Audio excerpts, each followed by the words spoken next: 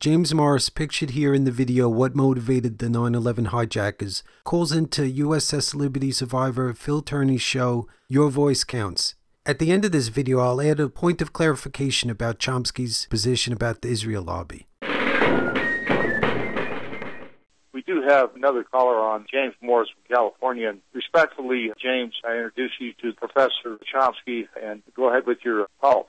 Thank you for taking my call, Phil, and thank you for mentioning my ushijack.com blog at the beginning of the show. Much appreciated, and for your kind words as well, and I wish Kat a speedy recovery, being in the hospital recently. Professor Chomsky, thank you for coming on the show. Much appreciated. I had some questions for you, though, sir. You and I have met a couple of times, once in West L.A. It was right around the time the Iraq War was about to be launched, and I had mentioned JINSA to you, the Jewish Institute for National Security Affairs, the JINSA Neocons, and you knew full well what that was because you responded by saying, did I hear what Woolsey, the former CIA director, had said recently on television? He's associated with JINSA and has even said that he held up the Presbyterian wing of JINSA. Now, Colin Powell has also conveyed in the biographical book about him by Karen DeYoung of the Washington Post that the JINSA crowd was in control of the Pentagon, basically.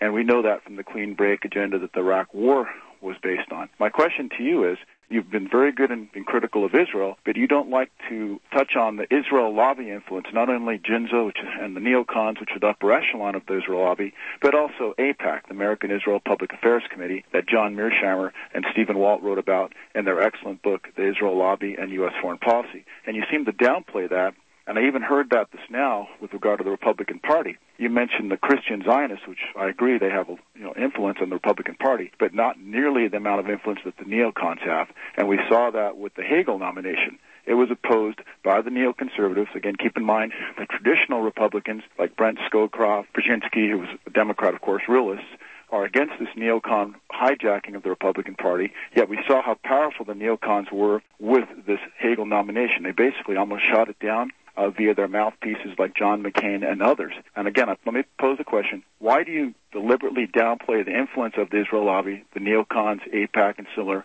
and you won't debate Jeff Blankfort, who's been on Phil's program before? He's a leading anti-Zionist Jew. He's very familiar about the influence of the lobby, and you refuse to debate him. And lastly, okay, let's give him a chance to go ahead and respond to that, James. You just got a couple of minutes, please. Thanks for taking my call. First of all, I agree with you completely about the neocons, but that's not AIPAC. The neocons are a mainstream force within conservative American, what's called conservative American thought. Go way back, very strongly rooted in the Reagan era and come right up to the present.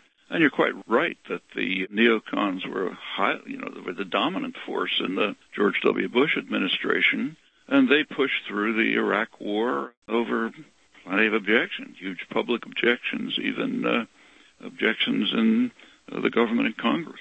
So sure, the neocons are tremendously important.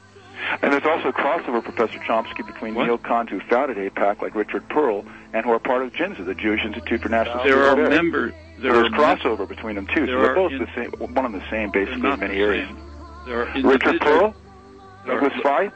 Guys, we got to go right now. Rumsfeld and Cheney are not part of AIPAC, and they were way more significant than Richard Pearl. As far as AIPAC's concerned, sure, you're right. It's a lobby. It's an ethnic lobby, has some power.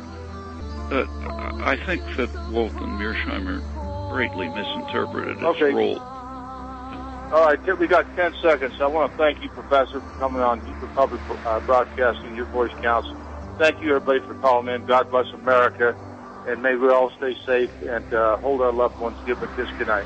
Bye. Links are in the video description, including for this book, What We Say Goes. And please subscribe, and you can also join the email list and favorite this video and share it with others.